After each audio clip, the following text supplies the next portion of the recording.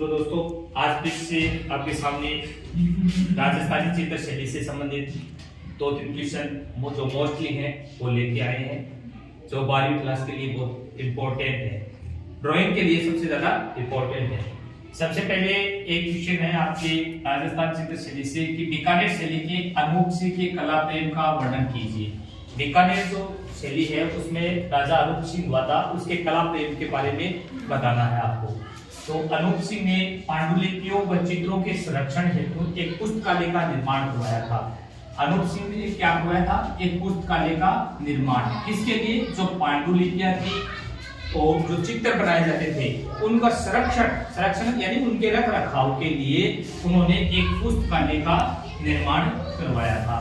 अनूप सिंह की चित्रकार था रुकनुद्दीन, यानी रुकनुद्दीन अनूप सिंह का प्रमुख चित्रकार था उसके दरबार के अंदर, जिसका नाम था रुकनुद्दीन, जिसको ये मान सकते हैं कि ये मुगलों के जो पूर्वज थे उनका ही मतलब वंशज था। मुगलों का वंशज था, जो मुगल जो चित्रकार थे ना उनका वंशज था ये रुकनुद्दीन, जो अनूप सिंह के दरबार में रहता था ना। बीकानेर के चित्रकारों में अगर इससे अलावा अगर और बात करें तो एक तो इब्राहिम नाम का चित्रकार था उनके दरबार में, एक नाथुर सिंह था और एक शाहिबुद्दीन था और ईशा, ये इनके 4 और अन्य चित्रकार थे। फिर इसके बाद में अगला क्वेश्चन ये है कि मंडिया क्या है। अगला क्वेश्चन है आपके पास कि मंडिया क्या है। ये भी अपनी बीकानेर शैली से संबंधित क्वेश्चन है, मंडिया क्या है। तो अनूप सिंह के समय में बीकानेर में कई कला स्टूडियो बने। कला स्टूडियो का मतलब होता है जहां पर स्टूडियो बनाए जाते हैं, है ना, जहां पर चित्रकार उसमें बैठकर चित्र बनाते हैं, वो स्टूडियो। जैसे आजकल फोटो स्टूडियो होता है जहां पर अपन जाते हैं, वहां पर जाकर फोटो खिंचवाते हैं, वैसा ही उन्होंने एक कला स्टूडियो बनाया था और उन कला स्टूडियो को ही क्या कहा जाता है? मंडी कहा जाता है। वो जो कला स्टूडियो था बनाया था अनूप सिंह ने, उसको ही क्या कहा जाता है? मंडी कहा जाता है। यहाँ जो प्रमुख चित्रकार होते थे उनके निर्देशन के अंदर जो स्टूडियो का जो प्रमुख होता था वो चित्रकार होता था, उसके निर्देशन में अन्य जो चित्रकार थे वो चित्रकार वहां पर वो चित्रकारी करते थे। उसके बाद में अपन किशनगढ़ शैली से संबंधित एक क्वेश्चन लेके आए कि किशनगढ़ शैली का वर्णन कीजिए। तो किशनगढ़ शैली का प्रमुख चित्र है वो है बनेठनी। किशनगढ़ शैली का प्रमुख चित्र कौन सा है? बनेठनी है।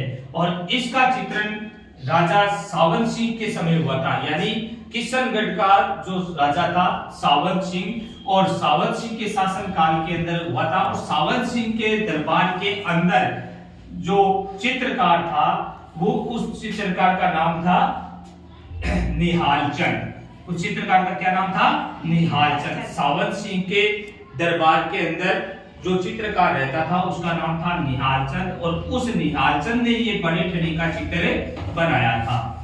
तो चित्र में उन्होंने उन्नत ललाट को दिखाया है, यानी जो माथा होता है ना वो उन्नत ललाट होता है, बाहर निकला हुआ उठी हुई धनुषाकार बोहे का मतलब होता है ये हाथ की जो भुजाएं वो उठी हुई दिखाई दी है।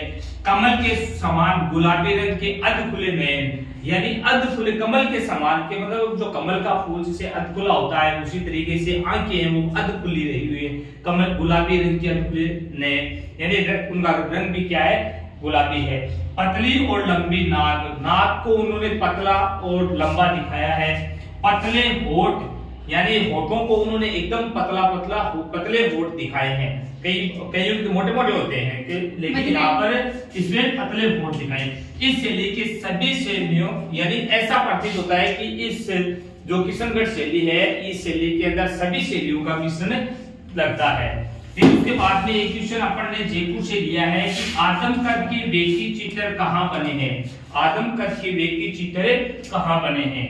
तो जयपुर के निपुण चित्रकार साहिब राम, जयपुर का सबसे प्रसिद्ध चित्रकार था साहिब राम, और साहिब राम द्वारा बनाए गए हैं आदिम कद के व्यक्ति चित्र। किसके द्वारा? जयपुर का था, ये जयपुर के दरबार में रहता था, है ना। तो जयपुर के दरबार में जो साहिब राम नाम का जो व्यक्ति रहता था वो चित्रकार था, उसने आदम कद के व्यक्ति चित्र बनाए।